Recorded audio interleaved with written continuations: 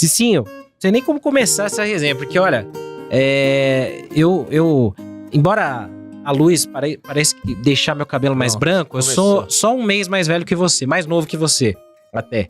A gente é da mesma faixa etária. Então, muito mais conservado, sim, você já tá mais acabado. Não é, porque a luz dá a impressão que meu cabelo é grisalho. Também. Mas, cara, a gente teve o prazer de ver grandes caras como o Cafu na lateral direita e tudo, mas você, cara, assim como o Ilcinho também, que a gente fala, não só porque ele tá na nossa equipe, também o Ilcinho, mas você foi um cara que dava gosto da gente ver jogar, cara. Faz muito tempo que o São Paulo não tem aquele lateral, ala, que vai pra linha de fundo, que faz as jogadas, que arrisca, chute a gol. E a gente tava lembrando aqui agora há pouco do seu gol contra o Palmeiras na Libertadores, que ontem fez 20 anos, né? Daquela conquista maravilhosa. Quais são, pra gente começar assim, o que que te faz, assim, lembrar melhor do São Paulo quando você fala assim, pô, São Paulo Futebol Clube é um jogo, é um momento, é a galera que tava com você, é a torcida te reconhecendo. O que significa o São Paulo pra você? Bom, essa pergunta é muito fácil de responder, porque o São Paulo é um sonho de criança, né? Eu cresci com esse sonho. Quando eu falo cresci, assim, gente, atingi a maior idade, né? Cresceu em idade, né? 1,71 m, mas tá bom. Eu cresci, né? Minha infância foi praticamente Pradópolis, a cidade que eu nasci, e Ribeirão Preto, a cidade onde eu joguei no primeiro time profissional, que foi o Botafogo de Ribeirão Preto. E se você reparar, as mesmas cores, né? Uniforme muito parecido, e o maior ídolo do São Paulo, acredito que atrás do Rogério Ceni, o Raí. Sim. E de onde saiu o Raí? Do Botafogo de Ribeirão Preto. Então, aos 12, 13 anos, lá 92, 93, o São Paulo sendo campeão do mundo, o Cicinho tava no Botafogo de Ribeirão Preto. Então, aquele sonho, aquele desejo de um dia vestir a camisa tricolor da torcida de massa, porque no Botafogo, queira ou não, é uma equipe de menor expressão, né? De história bem menor que a do São Paulo, infinitamente menor, mas que projetava muitos atletas e que projeta até hoje. Então me deu essas condições de um dia poder sonhar em vestir a camisa do São Paulo. E eu tinha em mente, eu falava, olha, se um dia eu entrar e vestir a camisa do São Paulo, o time que eu torço, até porque até os 6 anos de idade meu pai tentou me influenciar a ser palmeirense, mas meu pai é palmeirense, meu irmão santista, e o Palmeiras era uma época que não ganhava nada, e aí eu fui bandeando pros lados do São Paulo, né? E aí acabou que quando eu tive a oportunidade, uma coisa que passava na minha mente era, quando eu ficar velhinho e tiver filhos, meus filhos vão assistir jogo do São Paulo, porque eu vou ensinar a ser São Paulino. E eu preciso ter o meu nome gravado na história. E foi o que aconteceu. Então, cada vez que eu vestia essa camisa e entrava dentro de campo, era a realização do sonho e a oportunidade de colocar o nome na história de um cara que já era privilegiado. Imagina, você torcer pro time e vestir a camisa do time. E você ter a oportunidade de gravar seu nome na história. Então, cada dia que eu entrava dentro de campo era dessa maneira. Eu preciso honrar esse manto. E assim que as coisas aconteciam naturalmente. Aproveitar, pegar esse gancho, assim, quando você começa essa sua trajetória e você tinha isso em mente, em algum momento passava, logo de cara, ser campeão mundial, por exemplo. Porque assim, chegar já é uma grande conquista. Eu tava vendo um vídeo muito legal, uns caras do boxe, um provocando o outro, falando assim, não, você vai voltar, você vai sair derrotado. O cara falou, pô, sair da favela, pra mim já é uma vitória estar aqui.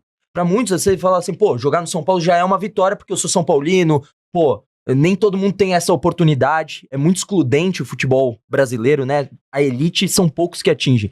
Mas te passava na cabeça ser campeão mundial, você falou, cara, às vezes talvez eu conquistei mais do que eu esperava até. Olha, isso é algo muito interessante, viu, Giovanni? Porque assim, porque nós ganhamos. Os atletas de hoje, eles não têm a dimensão do que é Libertadores e Mundial. Mundial, lógico que é muito difícil, porque é uma consequência, mas... e assim, você chega até desnivelado, se assim podemos dizer, né? As equipes lá fora investem muito mais, então isso, sem sombra de dúvida, chega num período... É que agora o campeonato vai ser no meio para nós, né? E no final de temporada para eles. Então eles vão sentir um pouquinho como que é o cansaço.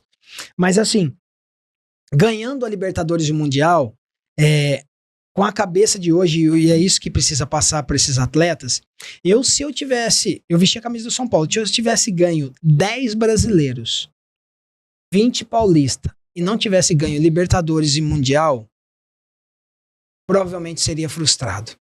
Porque a Libertadores e o Mundial é a cara do São Paulo. Principalmente Libertadores. Mundial, igual eu falei, é consequência.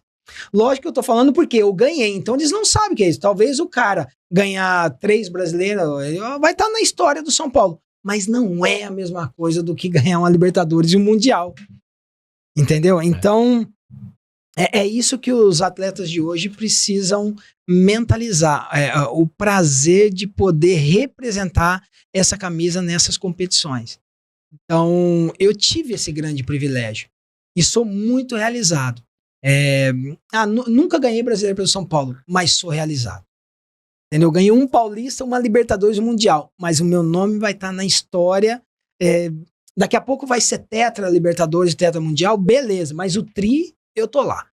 Entendeu? E no brasileiro, vai ganhar 70 brasileiros. O nome do cara vai estar lá, mas vai estar meio que minúsculo, né? Porque brasileiro, digamos que paulista. Então o peso tá aí. O grande peso tá aí. Eu acho que a cereja do bolo é a Libertadores e o Mundial. A cereja é a Libertadores. A relação é diferente, né? É diferente. E a coroa é o Mundial, né?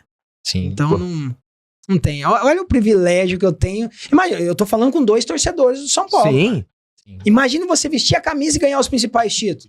Pô, você não dorme, cara. É igual eu. Quando piso lá no São Paulo, no Morumbi, pra fazer jogos, a emoção vem. Não tenho mais vontade de estar dentro de campo.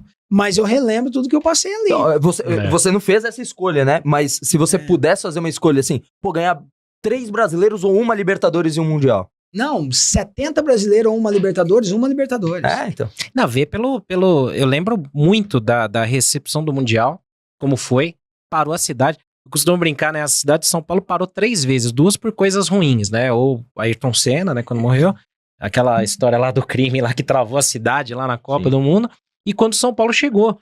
Porque nem quando o Corinthians foi campeão, que tem a maior torcida, não parou do jeito que foi a cidade de São Paulo quando vocês chegaram no Mundial. Aquilo foi épico, foi diferente, te abre portas até hoje, porque, você hoje trabalha na TV, você teve passagens no SBT também, fora eventos e um monte de coisa, né, que a gente tava falando antes aqui, que é tudo pelo peso de ser um campeão do mundo, cara. Às vezes no Brasil as pessoas não reconhecem isso, o cara é campeão do mundo. Você vai nos Estados Unidos, o cara é campeão do mundo de ginástica, o cara é recebido com tapete vermelho, né? E aqui a gente não tem essa noção, né? E cara, de novo, eu vou falar isso mais uma vez, pra mim, de todos os que eu vi, todos os laterais, esquerdos, direitos, assim, você tá no top 3 dos que eu vi, porque você, cara, era agressivo atacando, sabia defender, quando até aquelas coisas simples de dar um carrinho ali, dar aquela vibrada na lateral e tal, aquilo contagiava o torcedor, cara. Aquilo era muito, muito legal de ver.